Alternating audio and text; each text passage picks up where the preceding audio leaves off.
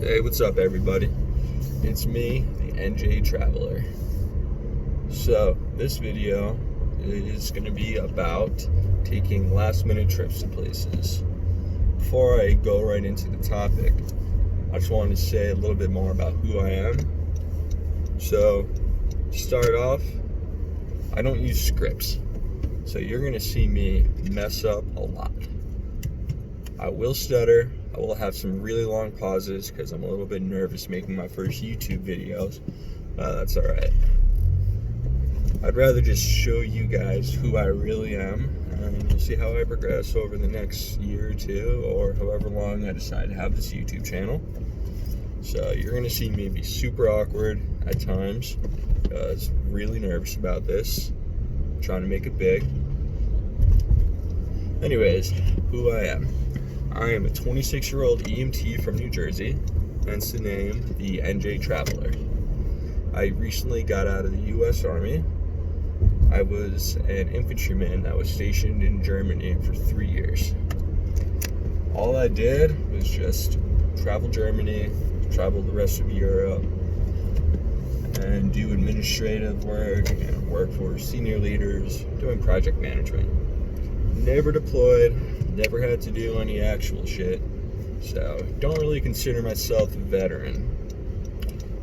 I know there's going to be some mixed views on that situation, but never really had to deploy, never had to do my job, never saw combat, so I'm basically a guy that got paid to just wear the uniform, travel, and do what I was told.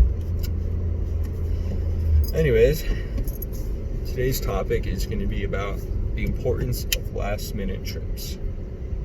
So, for the last couple of weeks that I was still in the Army, there was a time where I had a quarter-life crisis. I was on my vacation in Germany. It was during my Christmas leave. My girlfriend and I just broke up. It was a German girl.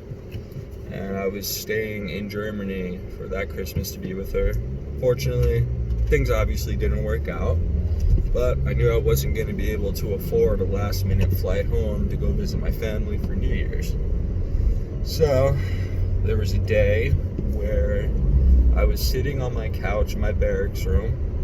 I was in my underwear, tank top, was playing Call of Duty, and eating cereal out of a Solo cup. So, not really the best thing to be doing during your vacation. It looked really depressing. In fact, pretty much was depressed at that point. So, as I was sitting there on Call of Duty, I was thinking, this is pretty fucking miserable. This is going to be my last Christmas vacation while in Europe. I got to go make the best of it. So, I ended up going on Google, and I looked up flights out of the country. 4 hours later, I was at Munich airport getting onto an airplane to fly to Barcelona, Spain. Meanwhile, this is like 6 o'clock at night when I was looking all this up. I think it was like 8, 9 o'clock when I finally got on my flight, landed in Barcelona around like 10, 11 p.m., and I didn't even have anything planned out at all. I didn't have a hostel, I didn't have a hotel, barely even packed my bags. I remember I was in such a rush to pack my bags that I only put in a few pairs of socks, a few shirts, a few pairs of underwears, and like 1 or 2 pairs of shoes. I was totally unprepared for this trip.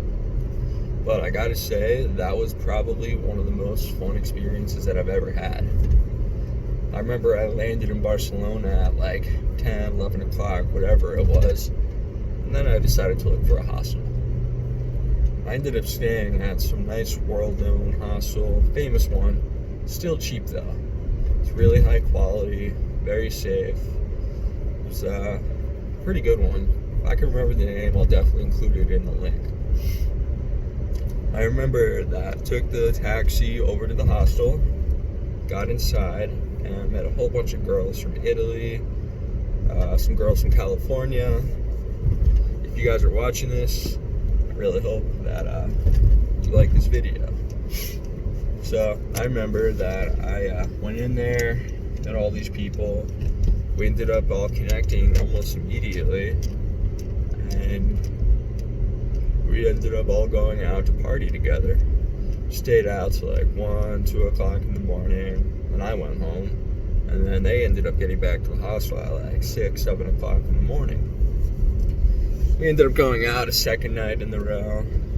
For a second night. That was fun. But then eventually, the girls from California left, and 2 dudes from France ended up coming to my hostel. The one dude was also in the French military as an infantryman, and we ended up becoming really close. His name is Tristan, and we're still really good friends to this day. So Tristan, if you're watching this, what's up, man? And his other friend named Clement, he was also staying in the hostel with Tristan. We all ended up going out, partying together, just having a great time, and becoming really close over the next couple days. We ended up all spending New Year's together, watched the fireworks in downtown Barcelona, and that shit was amazing. I definitely recommend going over there. While I was in Barcelona, I ended up going to the Chocolate Museum, which is a museum where they teach you about the history of chocolate. They have the Kremlin from Russia made out of chocolate. They have Messi made out of chocolate as a little statue. Chicken Little as a statue. That place is just really fucking cool. If you're a chocolate lover like me, you should definitely go over there and experience it one of these days. Well, the point of this video is to say that not every trip you do has to be planned out methodically. Granted, it's probably a lot smarter if you go out, or if before you leave, you plan stuff like get a place to stay before you take a last minute trip. But as you can see, it's not really necessary. You could find things on the fly and meet the most interesting people, make some really good experiences. The people I met on that trip, some of my favorites that I've ever met during my experiences in Europe. They were the most genuine people, who were really nice to me. We actually still touch this day on Facebook and Instagram, send pictures to each other, talk about our travels.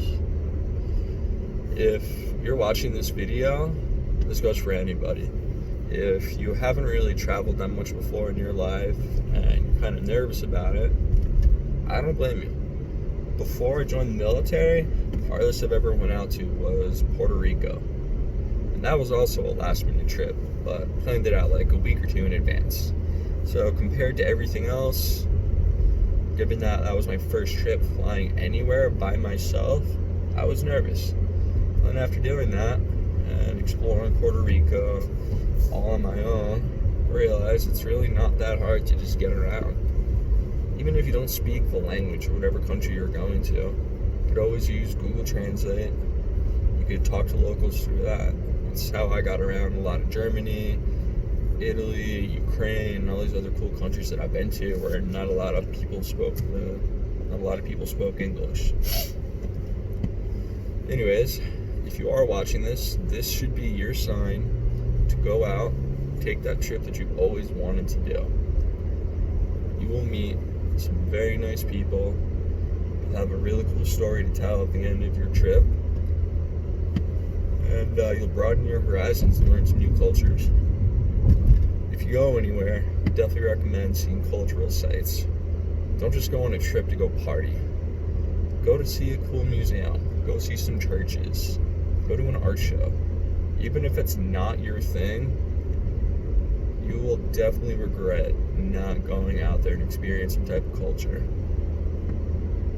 I know this video, I jumped from topic to topic, bounced all around the place, but that's alright. I'm just starting off, getting used to doing all this stuff. And like I said in the beginning, I don't use scripts. Hopefully you guys enjoyed this.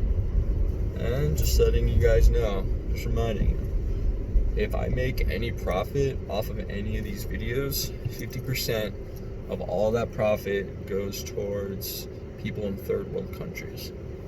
I'm really trying to inspire people to go travel and see the rest of the world. But as for money, I really want to be able to help kids in third world country get a good education. So if you stuck with me to the end of this video, props to you. Went a lot longer than I expected, but appreciate it. Hope you guys have a great day.